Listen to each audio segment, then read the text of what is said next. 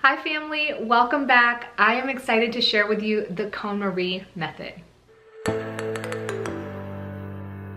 Morning face! So I have heard of this method for a while now. I never really knew who Marie Kondo was, but I did a little research recently and I fell in love. I've never used this method to organize or declutter my place, so I thought I would share it with you very simply, as well as putting it to work in my space. So the first step in the KonMari method is to write down how you want your lifestyle to look in your own home.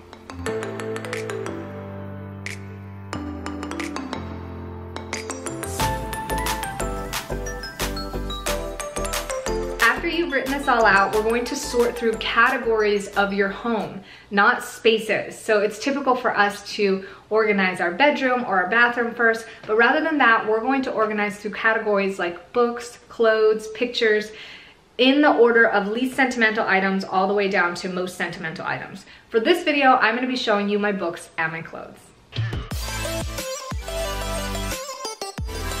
It's important when you organize each category that you bring every single bit of that category into one space. Even if you have books in different rooms or clothes in different rooms, you want to bring it to one space so you can see what you have and what it is that you truly want to keep. So these are all my personal clothes, and some of these also are personal, and the rest of these are work clothes. So I just placed everything in a pile so it's easier for me to sort through. The next step is to sort through this item by item. And what you want to do is you want to make 3 piles. The first pile is going to be the pile in which something sparks joy. And this is a very solid piece of the KonMari method in which you hold the item to you and see what you feel about it, like on the inside. And I really like this because I want things to be something that I'm in love with. Like I want to move through my house and my closet and feel like I just love these things and they serve me well and I feel like there's no waste there. You know, it's just like this whole concept of gratitude going back and forth. So if it does spark joy in you, you're going to place that in a pile. If it doesn't at all spark any joy, then you're going to place it in the giveaway pile. But the next important step is if you are going to give it away, you're going to say thank you to that item. You're going to take a moment of gratitude. And you guys know I'm a big proponent of gratitude, so I really love this idea of taking the time to thank the item or be thankful for it and what it's served, its purpose and its support up to this point in your life, and then to place it away after doing so. So it's a very intentional process. It can feel meditative, and then there's going to be a third pile, which if you are unsure or it's sentimental to you or you don't feel joyful but it's of very good use for you, you're going to put that in like a pending pile.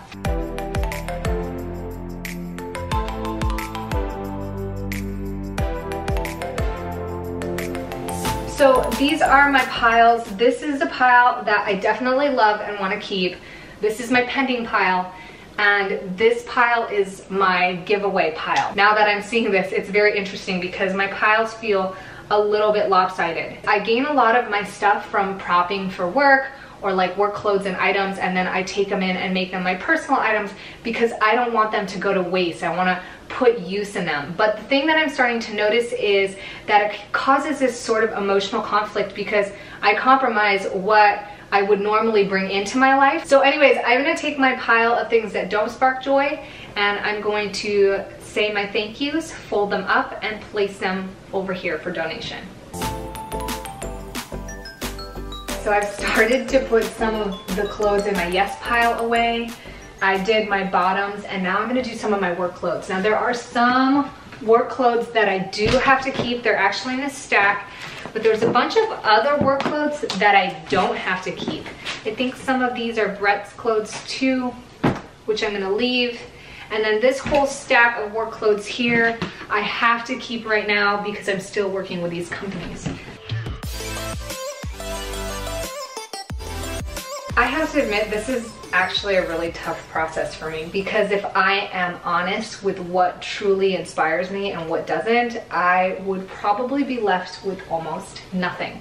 which has a lot to say about how I choose to accept things in my life. And that's something that I probably will have to self-reflect on a little bit later. But this has definitely added a lot more clarity to my own decluttering methods, because obviously I'm still hoarding a bunch of stuff that I'm not really using. It's not serving me. I don't even really care for it. When I look at this pile, I don't feel like taking anything out.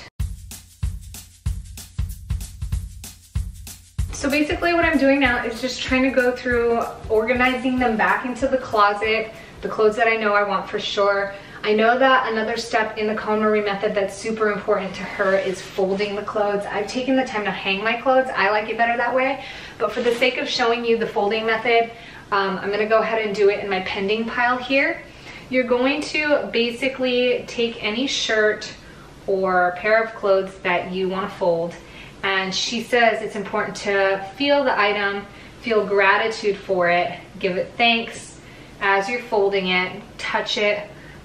She says put love in it, and I really jive with that because that's something that I was taught in preparing food, is when you prepare to like feel gratitude and love, and to put your love in it as you're mixing or chopping or whatever it is you're doing.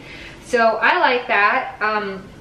We're going to flatten out the piece and then fold inward. If you have sleeves, you'll be folding the sleeves inward too, but you're basically making a nice little rectangular thing, or a rectangle, or a nice straight piece here. And then you're gonna be folding this part almost halfway, or almost all the way. And then with this last bit, you're gonna fold it into thirds. Now the idea is that if you fold this properly, you should be able to stand it up. So I'm obviously not practiced in this, but you should be able to stand it up on its own.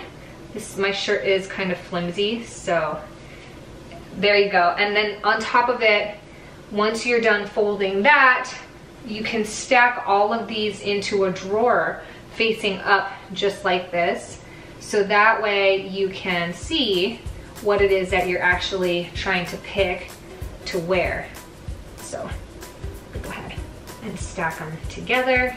And then when they go in a drawer, they'll stack nice and neatly against one another.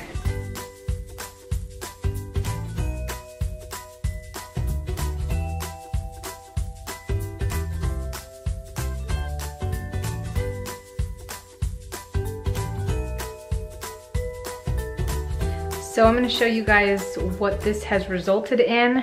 This is my giveaway pile. This is my work / some pending items. And you can tell that a lot's been done there because that used to be like totally full. And then here is my closet, which I'm super psyched about, because my biggest beef with my closet is that I felt like it was clustered, it was everywhere, I couldn't see anything.